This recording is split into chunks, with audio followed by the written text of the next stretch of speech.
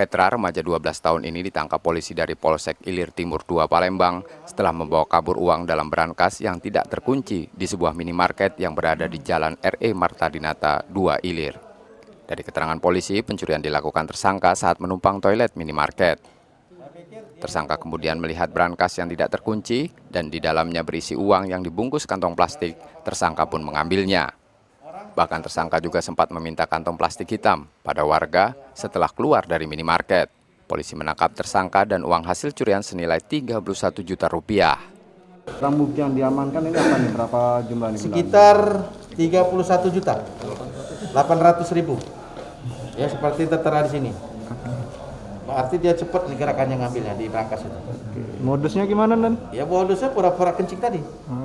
Memanfaatkan Pada saat pegawai, mau tutup ya. Pelaku seorang diri sebenarnya? Iya, seorang diri. Ditangkap di mana? Di Alfamart. Di atas? Di jalan di Diskup Gembira. Oh, berarti langsung di OTT nih, Bang? Iya, langsung. Ancaman hukuman, Dan?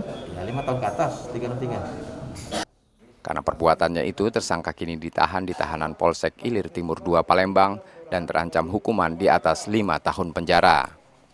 Reski Oktora, Muklas Diferensial, Kompas TV Palembang, Sumatera Selatan.